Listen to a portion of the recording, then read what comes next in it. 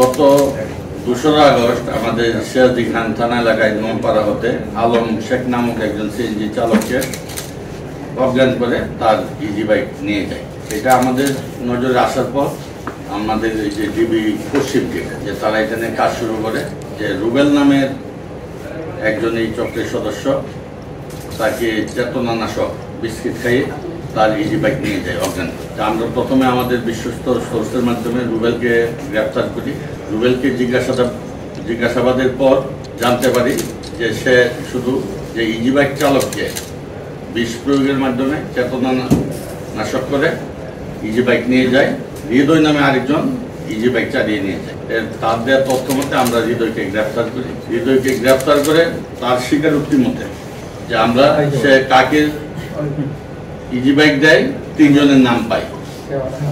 হৃদয়কে আমরা আমাদের হেফাজতে নেওয়ার পর ওই 3 জনকে ফোন দিয়ে তাকে ওই বাকি 3 জনকে আমরা গ্রেপ্তার করি। ওই 3 জনকেও যখন আমরা আমাদের হেফাজতে নিয়ে আসি তখন এই তাদেরকে জিজ্ঞাসাবাদের মাধ্যমে আমরা জানতে পারি তারা ইমরান এবং পলাশ এই 2 জনকে সিএনজি দেয়। এই ইমরান আবার পলাশ আবার এই ইজি বাইক সিএনজি যেগুলি আছে এগুলি 2টা গ্যারেজে বিক্রি করে। এরা গ্যারেজের মালিক, ইজি বাইক বিক্রি করে আবার মেরামত করে। একজনের ঠিকানা পাই আমরা যে বিধান, সে শ্রীনগর থানাধীন এলাকায় তার গ্যারেজে অভিযান পরিচালনা করে আমাদের ডিবি টিম। ওই জায়গা থেকে বিধানকে আমরা গ্রেপ্তার করি এবং 4টি ইজি বাইক উদ্ধার করি।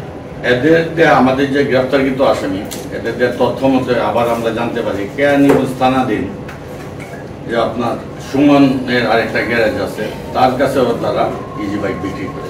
সুমনের কেরানীগঞ্জে আটিবাজারে আমরা সুমনের গ্যারেজে অভিযান পরিচালনা করি।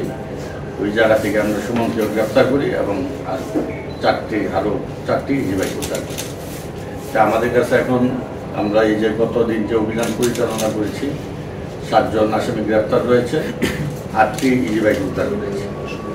এবং এই আসামি যারা আছে এর আগেও তারা বিভিন্ন জায়গায়, দেশের বিভিন্ন জায়গায় তারা ইজি বাইক এই ছিনতাই করেছে। তারা এই কাজ করতে গিয়ে তারা আমাদের কাছে স্বীকারোক্তি দিয়েছে যে চেতনানাশক বিস্কিট খাইয়েছে বিভিন্নভাবে। এই জায়গায় 2 জন আসামি তারা মেরে উঠেছে, তাদের হত্যার মামলা রয়েছে। এবং যারা আমাদের কাছে গ্রেপ্তার হয়েছে তাদের নামে দেশের বিভিন্ন জায়গায় একাধিক এই ইজি বাইক ছিনতাই একাধিক মামলা রয়েছে। এই জন্য আমাদের অভিযানও কিন্তু আছে, আমাদের নজরদারি রয়েছে। আমরা যে চক্রটাকে গ্রেপ্তার করেছি আশা করি যে আমাদের এই জেলায় অথবা পার্শ্ববর্তী যে জেলাগুলি এই চক্র আছে প্রত্যেকটা চক্রকে